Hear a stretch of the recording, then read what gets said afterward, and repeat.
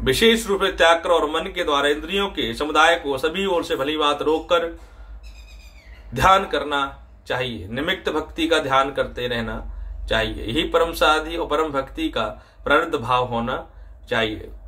शनेशन रूप बुद्धयम द्रदिनातरम दृगदत्रता सन्नासम द्रदत्वाया किंच माय चिंतय। क्रम क्रम से अभ्यास करता हुआ उपस्थिति को प्राप्त धैर्य युक्त बुद्धि के द्वारा मन को परमात्मा में स्थित करके परमात्मा के सिवा कुछ भी चिंतन ना करें और परमात्मा का ही ध्यान और शिव परमात्मा का ही ध्यान करें। यतो यतो निश्चिताय मंचलस्त्राम स्थिरम सततोदस्थ निद्राय दाबस्यम नायत नायते।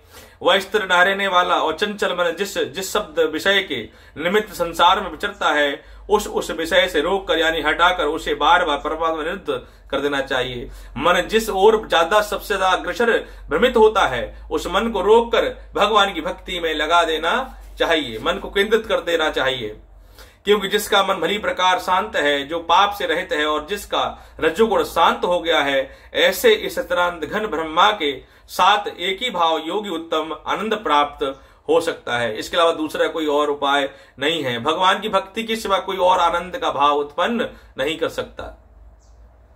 यन्नेवं सद्ममानम योगी विगतातय कल्मषः सुखेनम महासंकल्पदयो सुखम नानमुच्यते। अर्थात वह पाप रहित योगी इस प्रकार निरंतर आत्मा को परमात्मा में लगाता हुआ सुख पूर्व पर ब्रह्म परमात्मा की प्राप्ति रूप अनंत आनंद का अनुभव करता है। सर्वभूतस्थात्मात्मनं सर्वभूतानि चात्मनि ईश्रते लोकायुक्ता सर्वत्रम समदर्शनः। सर्वव्यापी अनंत चेतना में एक ही भाव से स्थित रूप योग से युक्त अनंतम वाला तथा सब में एक भाव से देखने वाला योगी आत्मा को संपूर्ण भूतों में स्थित और संपूर्ण भूतों को आत्मा में कल्पित देखता है। अर्थात अपनी आत्मा को समस्त प्रतिरूप केंद्रित कर अपनी इंद्रियों को केंद्रित कर नियंत्रण करके परमात्मा में लाभ दिशाद भूत से नियुक्त कर देता है। यो मा पश्यति सर्वत्रयं सर्वयं चातपश्यसि तस्मामं प्रवक्ष्यामि नस्त्र माम प्रचक्षति। जो पुरुष संपूर्ण भूतों में सब प्रकार से आत्मरूप मुझ वासुदेव को ही व्यापक देखता है और संपूर्ण भूतों को मुझ वासुदेव के अंतर्गत देखता है, उसके लिए मैं अदृश्य नहीं होता, वह मेरे लिए अदृश्य नहीं होता। अर्थात जिसने अपने मन पर विजय कर ली हो, जिसने अपने इंद्रियों पर विजय कर ली हो और जिसने शरीर को एक रथ बना लिया हो, माध्यम बना लिया हो भगवान की भक्ति का, उसको सिर्फ भगवान की भक्ति के सिवा कुछ और दिखाई नहीं देता। हे अर्जुन, जो योगी अपनी भली बात संपूर्ण भूतों में सम देखता है और सुख अथवा दुख को भी एक सम देखता है, योगी परम श्रेष्ठ माना गया है। अर्थात जिसने परम श्रेष्ठ साध्य भाव से सम अवस्थाओं में जो एक ही अवस्था में रहता है, न जिसको दुख और सर्दी का आभास है, न जिसको दुख का आभास है, न जिसको ऋतुओं का प्रसाद है, ऐसा योगी ही परम श्रेष्ठ कहलाता है। श्री अर्जुन वाच योगस्य युक्त्वा ताप्रोगत शम्येन मधुसूदन एतस्वाय पाशम्बे चंचलनास्त्रम स्वरः। अर्जुन बोले, हे मधुसूदन, जो यह योग आपने स्वभाव से कहा है, अब मन के चंचल होने में उसको स्थिर नहीं देख पाता हूं। अर्थात जो आप योग कह रहे हैं, मन मेरा भ्रमित रहता है, मन स्थिर नहीं रहता और उसको योग को मैं करने में असमर्थ हूं। चंचलम हिनम मन कृष्णयम प्रदामन मद्रदायद्रम तस्मा निग्रहम मन्नये बायरे तदुस्त्रदाय कृतम। क्योंकि हे कृष्ण, यह मन बड़ा चंचल है, प्रथम मादन स्वभाव वाला है, बड़ा दृढ़ और बलवान है, इसलिए इसको बस में करना वायु को रोकने की भांति दुष्कर माना जाता है।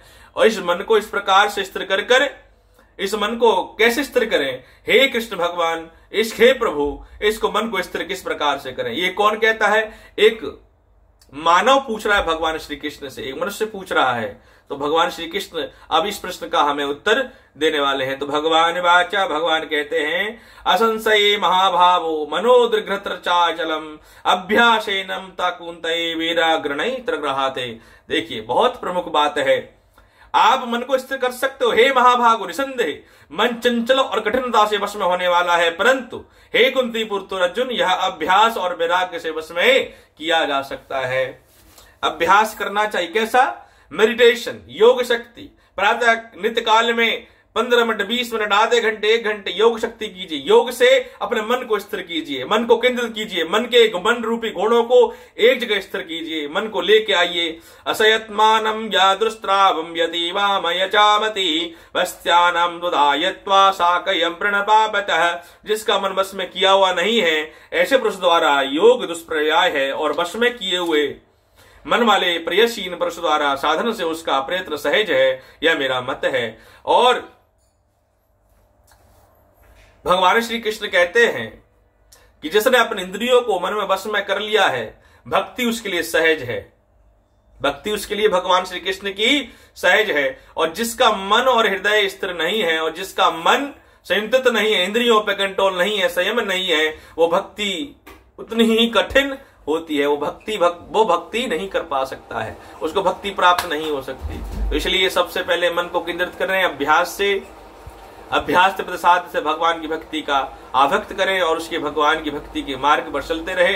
अपने शरीर को माध्यम बनाएं और भगवान की भक्ति को ब्रिज बनाएं। जय श्री